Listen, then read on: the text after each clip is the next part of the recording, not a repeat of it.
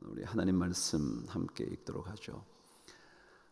오늘 제가 우리 일주일간의 기적을 했는데요.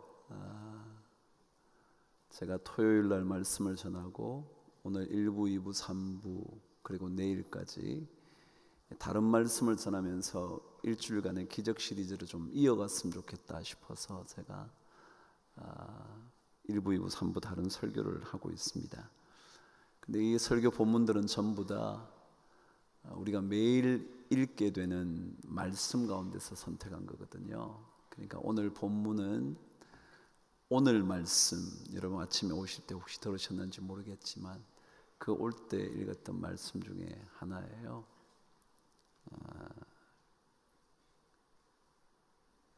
그럴 겁니다. 그래서 오늘 그 말씀 한번 묵상해 보도록 하죠.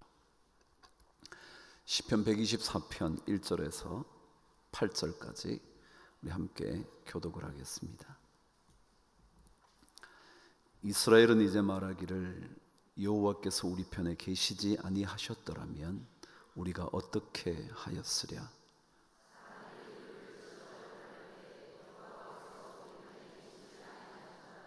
그때에 그들의 노여움이 우리에게 맹렬하여 우리를 산채로 삼켰을 것이며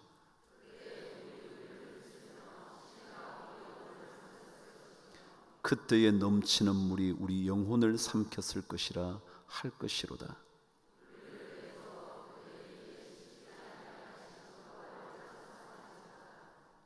우리의 영혼이 사냥꾼의 올무에서 벗어난 새같이 되었나니 올무가 끊어짐으로 우리가 벗어났도다. 우리의 도움은 천지를 지으신 여호와의 이름에 있도다. 아멘.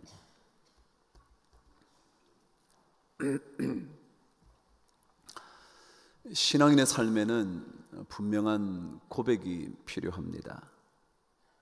여러분은 어떤 고백을 하실 수 있을 것 같습니까?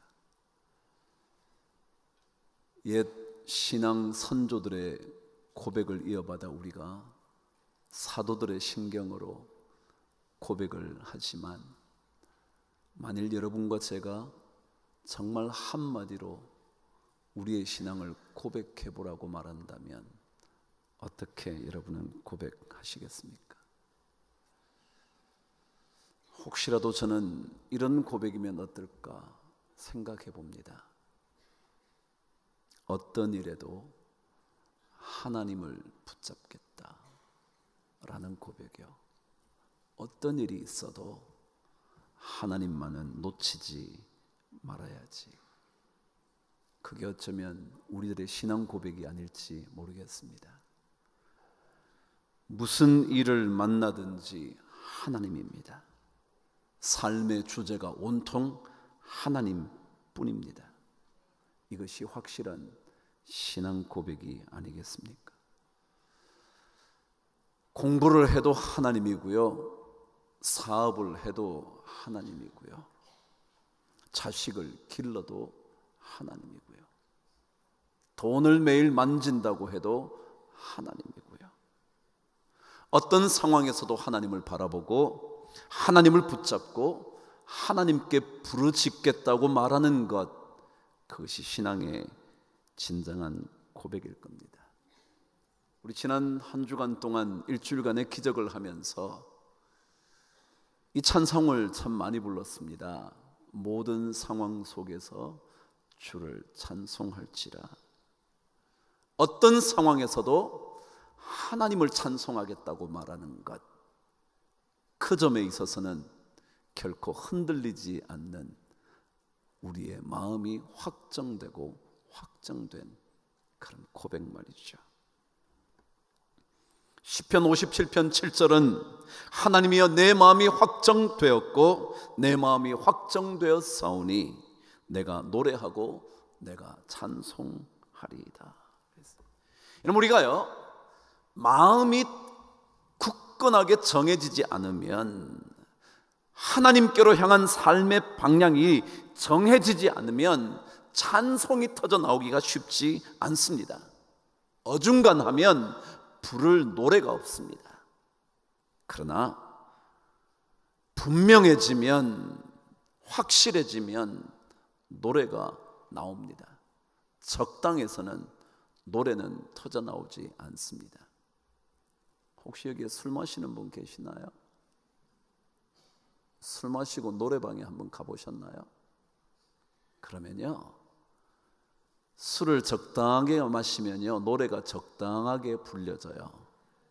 그런데 술이 거나하게 취하면요 노래가 막 나와. 신앙도 그런 걸 거예요.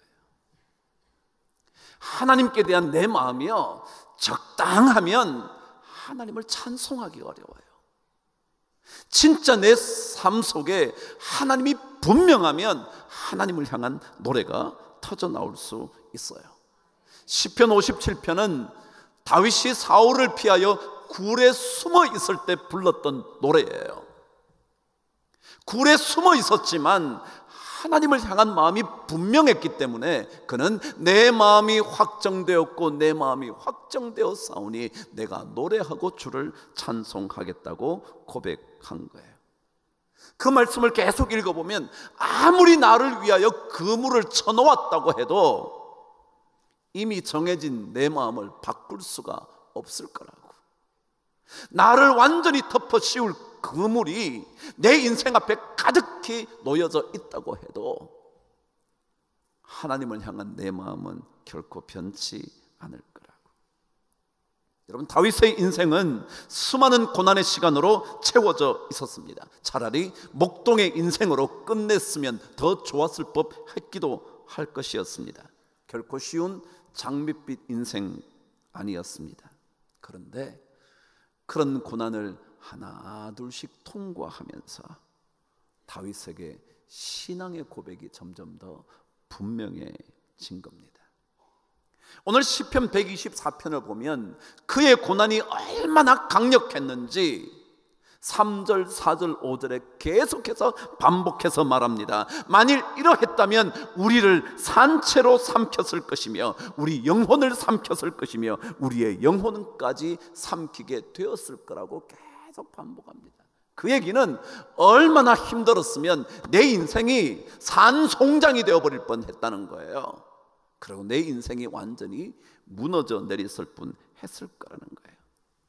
그럼에도 불구하고 그때마다 그런 고난을 통과할 때마다 다윗의 고백은 견고해졌습니다. 그 고백이 어떠한지 한번 들어보시겠습니까? 1절과 2절 저와 함께 읽겠습니다. 시작. 이스라엘은 이제 말하기를 여호와께서 우리 편에 계시지 아니하셨더라면 우리가 어떻게 하셨어요? 사람들이 우리를 치러 일어날 때에 여호와께서 우리 편에 계시지 아니하셨더라면 어떡할 뻔했나? 여러분, 다윗은 하나님께서 우리 편에 계셔 주셨기 때문에 그래서 고난의 풍랑을 헤쳐나갈 수 있었다고 담대히 고백을 합니다. 만일 하나님이 우리 편에 계시지 않았다면 우리 인생은 일찌감치 끝나버린 인생이었을 것이라고 고백합니다. 잘 생각해 보십시오. 인생이 끝나버릴 정도의 고난을 다윗이 경험했음에도 불구하고 그 고난에 대해서 다윗은 원망하지 않고 오히려 그 고난의 모든 시간에 함께 해주신 하나님을 찾고 있다는 거예요. 하나님이 우리 편에 계시지 않았다면, 하나님께서 내 편에 계셔 주시지 않았다면 우리는 산채로 삼켜졌을 것이라고 그는 믿음을 고백하는 겁니다. 왜 이런 고난이 우리에게 찾아왔냐고 한탄하는 것이 아니라 하나님께서 나와 함께 계셨기 때문에 이 고난의 터널을 빠져나갈 수 있었다고 그는 고백을 한 겁니다. 그래서 우리가 이런 찬송 부르는 거 아닌가요? 왜 나만 겪는 고난이냐고? 뭐 하지 말라고요? 불평하지 말라고요. 고난의 뒤편에 계신, 고난의 뒤편에서 역사하시는 그분이 주실 축복을 미리 보면서 감사해야 되는 것 아니냐고. 그게 우리 찬송이 되는 거죠. 우리를 치러 일어나는 수많은 사람들을 보면서, 우리를 무너뜨리려고 하는 수많은 환경들을 보면서 하나님을 원망하거나 인생을 비관할 필요가 없습니다. 오히려 함께 해주시는 하나님을 생각해 보십시오. 하나님이 함께 하심을 고백하면 인생에는 놀라운 기적들이 일어나는 거거든요. 하나님이 함께 하신 것을 고백하면 기적들이 자꾸 일어나는 거예요. 그게 첫 번째 6절 말씀에 이렇게 기록되어 있습니다. 읽어보실까요? 시작. 우리를 내주어 그들의 이에 씹히지 아니하게 하신 여호와를 찬송할지로다. 우리를 내주어 그들의 이에 씹히지 아니하게 하신 하나님 그분을 찬송할지로다. 여러분, 씹히지 않는 기적을 경험한대요. 씹히는 게 뭘까요? 이로 씹어버린다는 게 뭘까요? 완전히 무너지게 한다는 거 아니겠어요? 완전히 멸망시킨다는 표현이 이에 씹어버리겠다는 것 아니겠습니까? 완전히 인생이 무너진다는 표현일 것이고 끝장 난다는 표현일 겁니다. 그럼에도 불구하고 하나님께서 함께 하시는 인생은 무너지는 인생이 되지 않는다고. 하나님이 함께 하시면 우리 인생은 끝날 수가 없다고. 신앙을 고백하는 사람들을 그들은 결코 삼켜버릴 수 없을 거라고. 예수 믿는 사람들은요, 결코 무너지지 않습니다. 다시 반드시 일어설 수 있고, 다시 회복될 수 있고, 다시 도약할 수가 있습니다. 신앙인의 기적이 바로 이런 겁니다. 무너지지 않는 기적. 고난은 당할지 모르지만, 그들에게 넘겨질지는 모르지만 그들의 이에 씹히지는 않게 될 그런 인생. 그루터기는 반드시 남고 남아서 다시 일어서고 다시 살아나고 다시 용솟음 칠 수 있는 기적을 신앙인들은 누리게 된다는 거죠. 부활의 기적이라는 게 그런 거잖아요. 다시 살아나는 기적이요. 어떠한 죽음도 예수 그리스도 그분을 가두어 둘 수 없는 그런 기적이요. 신앙인들에게도 마찬가지로 죽음 같은 고난이라고 해도 신앙인의 삶을 무너뜨릴 수 없는 기적이요. 그래서 사도 바울이 고백한 것처럼 사망아 너의 쏘는 것이 어디 있느냐, 그런 거죠. 어떠한 것도 우리를 무너뜨릴 수 없다는 거죠. 두 번째 기적이 뭐냐 하면 오늘 우리의 주제로 삼았던 말씀입니다. 저와 함께 7절을 읽겠습니다. 시작. 우리 영혼이 사냥꾼의 올무에서 벗어난 새같이 되었나니 올무가 끊어짐으로 우리가 벗어났도다. 두 번째 기적은 뭐냐면요, 신앙 고백이 분명한 사람들은 그들을 올가매는 그 어떤 올무에서조차 벗어나게 되는 기적을 누리게 될 거라는 겁니다. 우리가 어디에 갇혔어도요, 우리가 어디에 꽁꽁 묶여서도요, 그럼에도 불구하고 그 모든 올무가 끊어지게 되는 기적이요. 오, 올무가 끊어졌네, 해방되었네. 우리 구원은 주의 이름에 있다고. 그런 거죠. 아무리 올무가 우리를 덮어 씌워도요, 덫이 우리의 발목을 잡아도요, 우리를 포위하는 그물이 있다고 해도요, 낙심할 거 없어요. 왜냐하면 반드시 하나님은 분명한 신앙 고백을 하는 사람을 그 올무에서 벗어나게 해 주실 것이기 때문에 그렇죠. 그 올무가 반드시 끊어질 거거든요. 그 올무에서 우리 모두는 해방될 거거든요. 그런데 오늘 성경은요, 이런 표현을 남겨놓습니다. 우리 인생의 고난의 그물에서 벗어나는데 성경은 이것을 이렇게 표현하고 있어요. 제가 다시 한번 읽을 테니까 잘 들어보세요. 우리 영혼이 사냥꾼의 올무에서 벗어난 새같이 되었나니. 뭐가 벗어났다고 그러냐 하면 우리의 영혼이 올무에서 벗어났대요. 중요한 건 영혼이에요. 다른 것들이 아무리 다른 것들로부터 우리가 풀려난다고 해도, 아무리 우리가 돈 문제로부터 해결받는다고 해도, 아무리 우리의 사업 문제로부터 해방된다고 해도, 진짜 중요한 영혼이 갇혀 있으면 여전히 여러분과 저는 갇혀 있는 인생이라는 거예요. 돈의 올무에서 벗어난 사람이요, 그러나 만일 그가 영혼이 올무에서 벗어나 있지 않으면 그는 끊임없이 갇힌 인생을 삽니다. 돈이 있는데도, 사업이 잘 되는데도 영혼이 벗어나지 못하면 그는 평생 묶여있는 인생을 살게 된다는 거예요. 신앙은 영혼을 묶고 있는 세상의 올무가 끊어지는 것이지, 여러분의 돈 문제를 올가매고 있는 문제가 풀어지는 게 아니에요. 영혼이 풀려나야 돈이 많든 적든 그것으로부터 해방되는 거예요. 제가 오늘 일부에서 한 선교사의 이야기를 했습니다. 2부에서도 제가 들려드릴 테니까 한번 들어보시죠. 이분은 케냐에서 마사이족들에게 복음을 전하는 선교사입니다. 그분이 그곳에서 선교를 하시면서 체험한 이야기를 그의 글에서 적어 놓았습니다. 그 어느 한 해에 소가 하나씩 죽어가기 시작을 하는 겁니다. 한 마리, 두 마리 죽는 겁니다.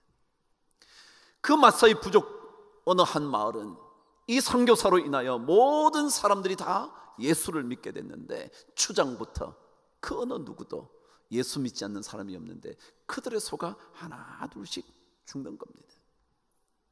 많은 마사이 부족들이 얘기하기 시작합니다. 우리가 예수 믿는데, 우리가 기도하고 있는데 왜 이렇게 소들이 죽어가냐고. 정말 하나님은 살아 계신 거냐고. 우리의 기도를 들어주시는 하나님이라고 말씀하더니 어떻게 이렇게 소들이 죽어가고 있냐고. 추장에게 소가 153마리가 있었대요. 역시 추장이죠.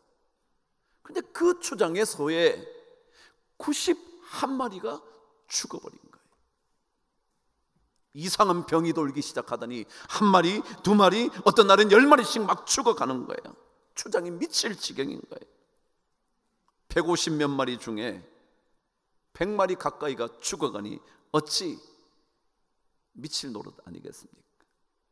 다른 부족원들이 생각합니다. 드디어 추장의 입에서 어떤 소리가 나올까? 더 이상 어쩌면 추장이 예수를 믿지 않을 것이라는 말까지 돌기 시작을 합니다. 그때부터 선교사의 입에 저절로 기도가 나면, 하나님, 추장을 붙잡아 주시옵소서. 그 마음을 변치 않게 해달라고 열심히 기도합니다. 왜요? 추장 한마디면 모든 부족들이 예수를 포기할 거니까. 추장이 집에서 나오지 않는다는 얘기를 듣고 이 선교사가 집을 찾아갑니다. 근데 추장은 나와 볼 생각도 하지 않고 아프다는 말만 남기고 나와 보지도 않습니다. 어쩔 수 없이 만나지도 못한 채 되돌아와 추위를 맞이하게 되었습니다. 추위에 됐는데 교회가 썰렁한 겁니다. 분위기가 침통하죠. 대부분의 부족원들의 소들이 죽어갔기 때문에 그런 겁니다. 드디어 예배 시간이 다 되어 갑니다. 여전히 추장은 보이지를 않습니다. 염려되지 않았겠습니까?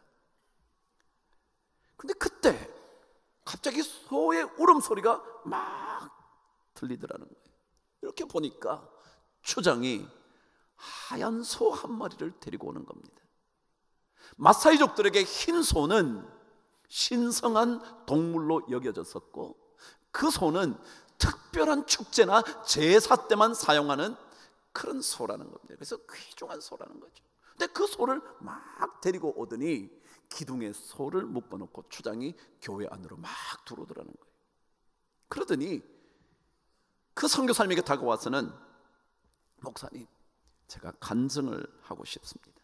저에게 시간을 좀 주십시오. 허락했더니 나오자마자 소리를 지르는 거야. 할렐루야! 뭔가 그랬더니 계속해서 말합니다. 예수님께서 저를 얼마나 사랑하시는지 저는 이번에 알게 되었습니다. 너무 감사해서 가장 좋은 소를 하나님께 감사의 예물로 드립니다. 다들 놀란 거예요. 왜냐하면 초장의 소가 수십 마리가 죽은 100마리 가까이 죽은 걸 다 알기 때문에 그렇습니다. 그런데 덧붙여 말합니다. 제가 감사하는 이유는 제 소 62마리와 목사님의 소 18마리가 살아남았기 때문입니다. 하나님께서 제 소를 91마리나 죽이셨습니다. 처음에는 야속했지만 계속해서 죽어가는 소를 보며 기도했습니다. 하나님 지켜주옵소서, 내 소를 살려주옵소서. 저는 어떻게 할 수가 없습니다. 그런데 그때 하나님의 능력을 보게 되었습니다. 잘 들어보시죠. 91마리를 죽이실 수 있는 분이라면 153마리도 모두 죽이실 수 있었을 것입니다. 그런데 제 기도를 들으시고 더 이상 죽지 않게 하셨습니다. 그래서 제 91마리밖에 죽지 않았고 이제 62마리나 살려놓을 수 있게 되었습니다. 만일 하나님께서 내 기도를 듣지 않으시고 나를 사랑하지 않으셨다면 저의 소는 전부 다 죽었을 것입니다. 너무 감사해서 이 소를 드립니다. 그럼 한번 생각해 보세요. 이 추장은요, 올무에서 벗어난 겁니다. 어떤 올무요? 소라는 올무요. 소가 살아야 한다는 올무요. 그 올무에서 벗어난 거예요. 뭐요? 영혼이 살면요, 그 모든 그를 올가매고 있는 올무에서 벗어날 수 있는 거거든요. 안 그랬으면 소에 의하여 그의 신앙이 늘 왔다 갔다 했을 거예요. 우리가 똑같지 않나요? 영혼이 살아나지 못하면요, 돈의 문제로 인하여 우리는 늘 올무에 걸리는 거예요. 좀 잘 될 때는 풀어난 것 같다가 풀려난 듯 하다가 조금 안 되면 또다시 돈의 올무에 갇히는 거예요. 자녀가 여러분의 올무가 될 수 있어요. 영혼이 살지 못하면요. 자식 잘 되면 괜찮은데요, 자식의 가정이 어려움을 겪으면요, 그것으로 인하여 여러분은 그 올무에서 빠져나오지 못하는 거예요. 그래서 오늘 성경은 우리 영혼이 사냥꾼의 올무에서 벗어난 새같이 되었다 그러는 거예요. 그래요, 우리 모두가 올무로부터 빠져나오는 거 좋죠. 터처로부터 피해갈 수 있다면 좋은 거죠 뭐. 그러나 영혼이 벗어나지 못하면 우리는 평생 올무에 갇혀 사는 겁니다. 여러분, 중독이라는 말 아시죠? 영어로는 그것을 addiction이라고 합니다. 근데 이 addiction은 프랑스의 고어, 옛날 언어인 아티쉐라는 단어에서 나왔답니다. 근데 이 아티쉐라는 단어는 어떤 뜻이냐 하면 대사 같은 고위직 관리에게 종속되어 있는 하급 관리라는 뜻이 아티쉐랍니다. 그러니까 어딕션이라는 단어의 뜻이 뭐냐 하면요, 어딘가에 종속되어 있는 것을 중독이라 그런다는 거죠.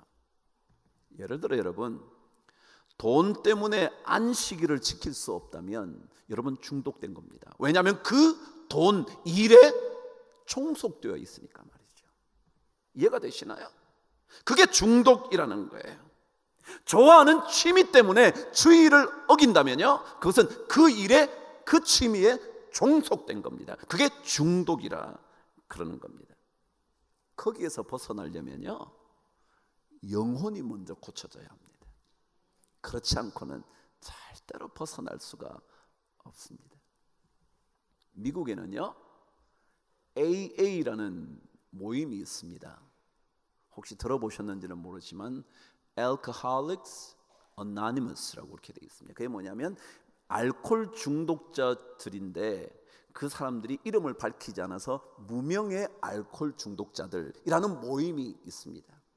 그거는 술에 빠진 사람들을 고치는, 중독된 사람들을 치유하는 그런 단체입니다. 근데 여기에 들어갔다 오면 90% 이상이 다 그 술 중독에서 빠져나온다는 겁니다. 그러니까 대단한 그룹이죠. 근데 여기에 들어가면 12단계를 거쳐야 합니다. 그러니까 12단계 프로그램이 있습니다.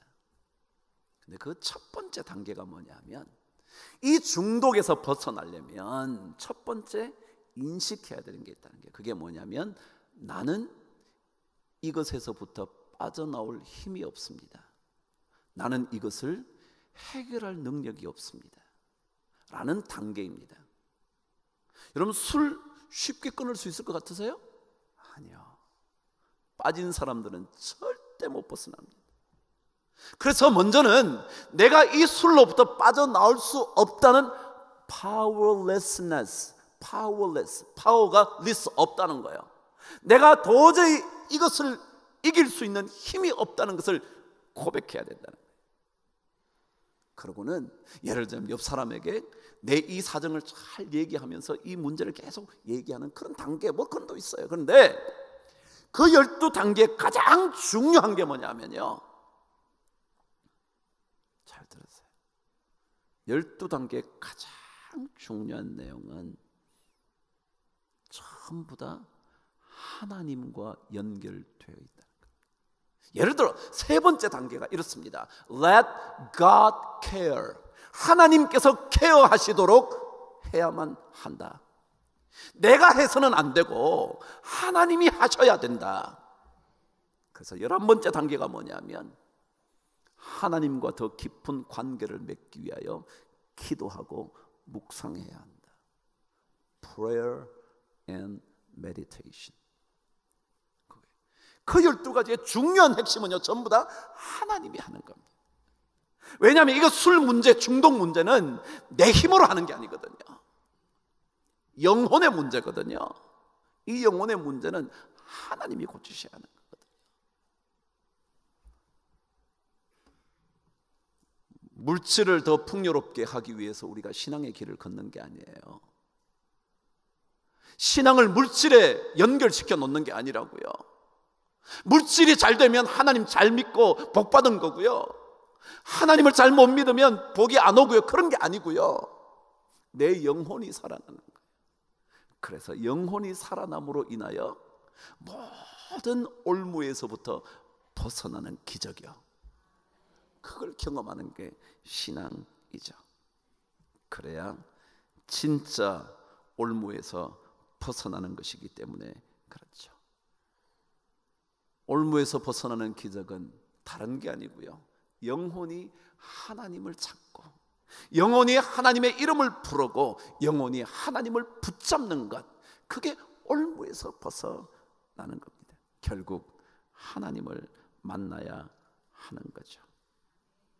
그래서 다윗은 시편 124편 마지막 절에서 이렇게 고백을 하는 거예요. 읽어보실래요? 시작. 우리 도움은 천지를 지으신 여호와의 이름에 있도다. 그러는 거예요.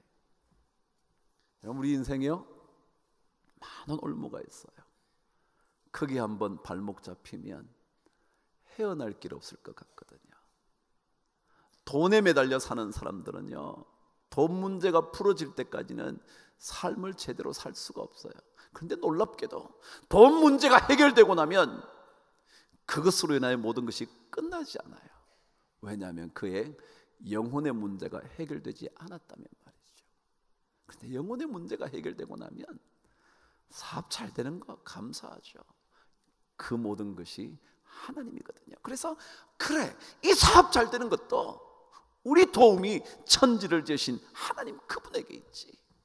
고백해요. 잘한데도요, 우리의 모든 것 하나님의 손에 달려있지.